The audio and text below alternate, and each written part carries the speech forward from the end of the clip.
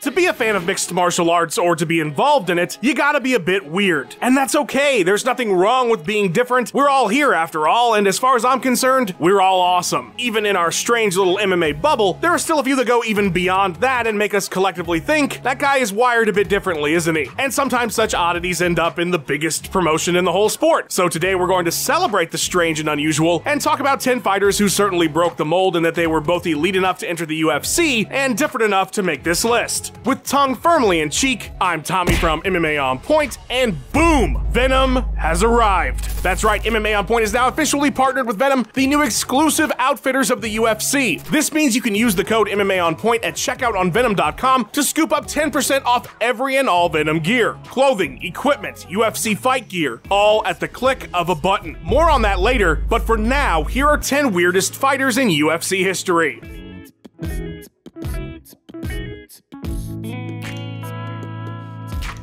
Number 10. Sage Northcutt. When the unbeaten 19-year-old Sage Northcutt, looking like Ivan Drago mixed with Mr. Rogers and the chattest Abercrombie & Fitch model to ever exist, made his promotional debut at UFC 192 by absolutely destroying Francisco Trevino in under a minute before calling everyone in a 6-block radius of the arena Mr. or Mrs. in his interview and then doing a standing front flip, the MMA community collectively lost their minds. The video of this debuting fighter's post-fight interview has 2.3 million views. Sage made a massive impact almost immediately with his just completely unbelievable existence. As time went on and we learned that Sage was unfamiliar with basic spices like pepper on his chicken, and that he was just the most wholesome human being on the face of the planet, there was not a backlash, but a considerable disbelief. We've all seen the holier-than-thou, do-as-I-say, not-as-I-do types in our lives, but the thing about Sage Northcutt is, the veil has never been lifted because there was no veil there in the first place. This is 100% who Sage is 100% of the time. It's like he emerged from an alternate 1950s America that actually was ideal, and he's just been living his life being jacked, saving puppies and kittens, and occasionally fighting ever since. Sage would head to 1 on a 3-fight win streak from the UFC, but it almost sounded like Dana White cut him because he felt like he was too good for this awful sport we all love. There's something wrong with you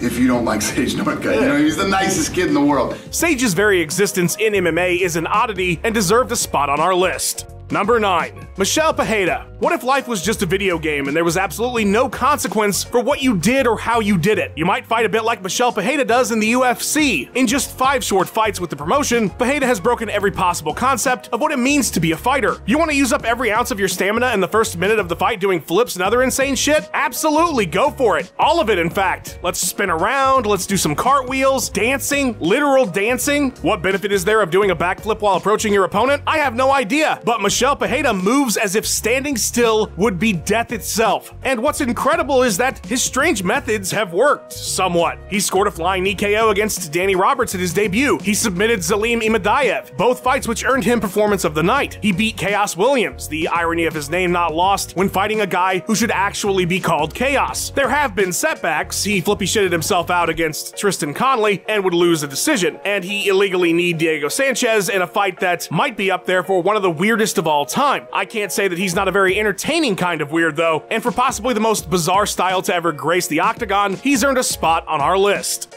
Number 8. Colin Fletcher. You've probably been told many times in your life not to judge a book by its cover, and while that is absolutely the case with Colin Fletcher, who is quite a pleasant person and a great family man, when that cover is a weird, scary, evil clown vampire axe murderer, it's understandable if that old adage might be reaching its outer limits. Colin Fletcher, not to be confused with the pioneering backpacker and writer, or the cricket player, or the bishop, made it all the way to the finale of Tough the Smashes before losing to Norman Park via decision. He would have one more UFC bout before heading to Bama and Bellator, but the Freak Show certainly made his mark with his signature scary look. That wasn't an insult, by the way. Freak Show is his nickname. I had the pleasure of interviewing MMA's Clown Prince in 2013, and I can tell you that despite looking like all your greatest fears manifested at once, he was a great guy. He could not have been nicer. He did jokingly tell me that he's modeled his life after Stephen King's It, but that more so only confirms he's entirely self-aware. While not weird in any way but his appearance, for making such an impact because of his unique look, Colin deserved a spot on the list, and I'm sure he would be happy about it.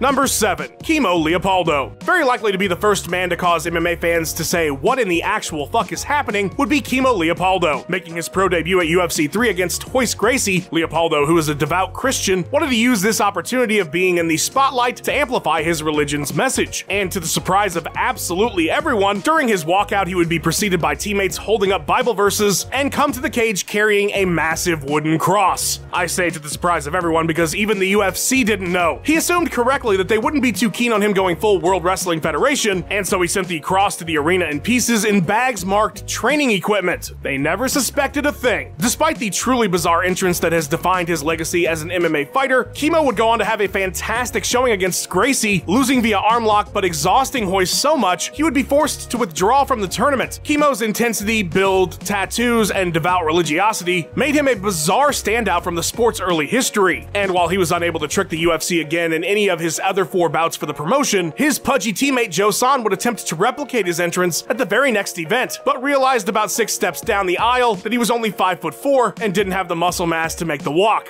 Keith Hackney then punched him in the dick. It was good times. Number 6. Crone Gracie. The MMA community can at times be prone to conspiratorial thinking. You need only check out my list on the topic or my essay on the topic. And while there are plenty of fighters we could have potentially placed in this spot to represent that sort of mindset, Crone Gracie is an interesting standout. The son of Hickson is without question a master of his craft on the mats, and thus far in his MMA career, but for his fight with Cub Swanson at UFC on ESPN Plus 19, he's been perfect. Where he makes our list is mainly from a podcast interview he did with Eddie Bravo. It was here that, among some fantastic analysis of fighting and jiu-jitsu, Crone began to explain his understanding from what he's collected in the universe, and that is that the Earth is flat, or rather maybe not flat as he put it, but possibly not round either. It would appear that Gracie doesn't believe the Earth is spinning at quote 1,000,000 miles an hour. It's actually around 1,000. He then goes on to correct himself incorrectly and say that the Earth is spinning at 666 miles per hour, which he finds quote fucking interesting. Crone then drew a diagram of what he believes the Earth is, and it's like an eye.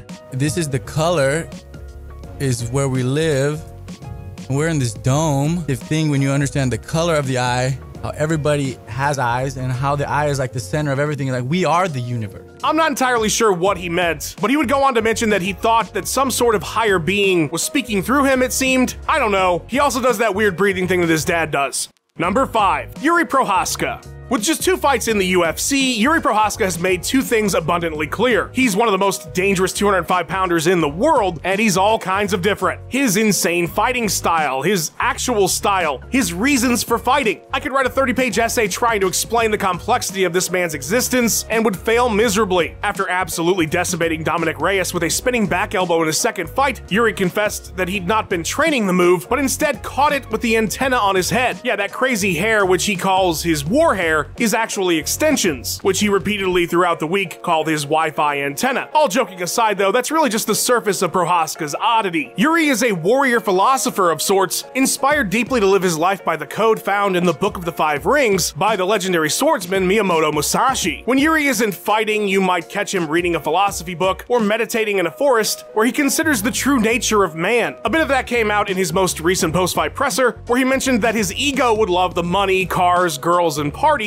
but the other side of him wants to live in a small house in the forest and work on mastery of himself. He also mentioned that he likes to fight but not hurt people. Perhaps most fascinatingly, Prohaska has said during a particularly difficult cut leading up to a fight, for lack of a better phrase, he had a breaking free from the Matrix moment and reached a different level of understanding about life and living in the present moment that he believes he carries to this day. It's like if Samurai Jack was suddenly dropped into the UFC. Yuri plans to change the world through the inspiration created by his fighting, and I am 100% on board with it.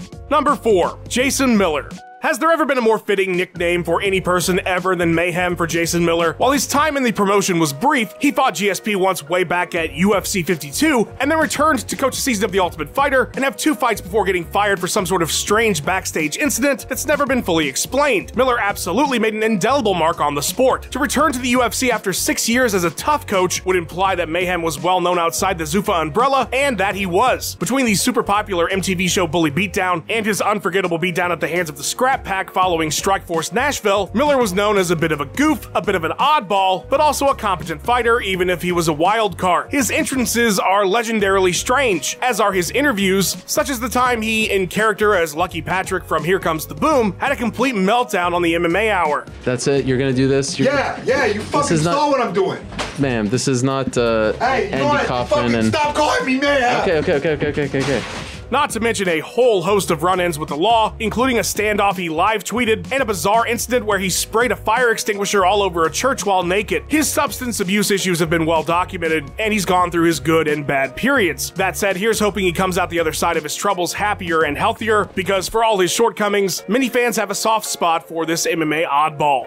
Number 3. Mike Perry. Where does one even start with Mike Perry? How about the beginning? Prior to his UFC 202 debut, Perry hilariously faked a handshake with Yan Gyu Lim, only to then say, "Thought you had a friend, boy," and scream in his face. From there, MMA's Florida man was off to the races. His entire career is filled with weird. Of course, it goes without saying, he's had some absolutely bizarre interviews, social media posts, and stare downs. Legitimately too many to mention. But a highlight was definitely when he explained to John Anik he didn't understand why he had to pay taxes after he already got his money. Other weird highlights include his rivalry with Cowboy Cerrone that made for some of the weirdest social media posts of his career, and of course the Darren Till saga, which had Perry hilariously punching himself in the face a bunch after Till called him out post-fight, their spar mix-up, Darren trolling him mercilessly on social media. It's gone on and on. It's still going on and on. How about when he was only cornered by his girlfriend? Or when he asked to walk out to the theme song from Halo, but instead was given Halo by Beyonce and decided to sing every single word as he made his way to the cage. Speaking of walkouts, if his opponent's music has a good beat, Mike is likely to be dancing to it. I haven't even mentioned the platinum tattoo over his eyebrow or the many street fights he's gotten into. Are you at all shocked that he was involved with preparing Jake Paul for Ben Askren? Mike Perry is almost beyond belief. He's like a living satire, but through his weirdness, he's also found considerable fame in the MMA community.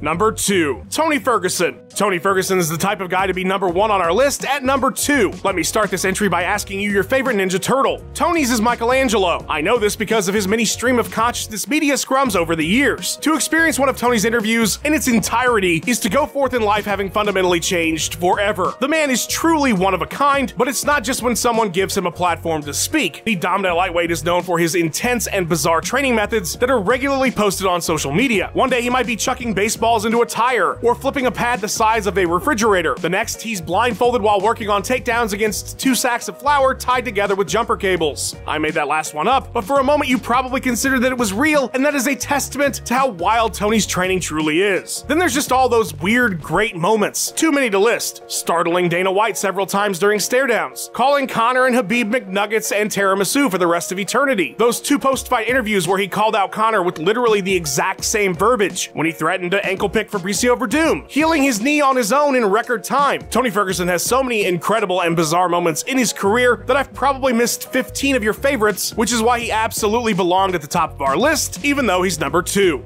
Number 1. Diego Sanchez. Chances are when you saw the title of this list, you immediately thought of Diego Sanchez. And it's true, from the very start of his time in the spotlight on Tough, it was pretty apparent that Diego marched to the beat of a different drum, fighting invisible aliens, arguing about asparagus, and doing thunderstorm yoga. The nightmare, or the dream, or the nightmare again, or the Lionheart, depending on when you've run into Sanchez, has always been more than willing to provide some Diego entertainment, unless prompted to do so by Ariel Helwani. I gotta give you guys new entertainment every now and then, you know?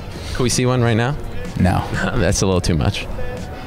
Okay. Through his absolute wars in the cage, or his truly bizarre walkouts, like the yes chant, or the time he carried a cross like he was about to fight a vampire, Diego has consistently been one of the most fascinating, beloved, and oddest fighters to ever grace the octagon. And of course, who could forget the yes cartwheels? Sanchez is always a wild card in interviews, particularly when Ariel is around. But if you put a camera or a microphone in front of him, chances are he'll say some kind of fascinating quote, like the time he claimed that prayer and the sugar substitute stevia performed a miracle and removed a lump from his girlfriend's breast. All the love for Diego's strangeness has taken a bit of a darker turn in recent times, when he left longtime Jim Jackson Wink to be trained and cornered by Grima Wormtongue, which very recently resulted in his release by the UFC. But here's to hoping he finds better management and happier times in the future for all the Diego entertainment he's provided us over the years. A huge shout out to our guys over at Venom for kidding us out. This means you can now use the code MMAOnPoint to secure 10% off every and all Venom gear. I'm talking about shirts, hoodies, caps. I'm talking about gloves, guards, bags. I'm talking about official UFC fight gear using our exclusive code MMAOnPoint.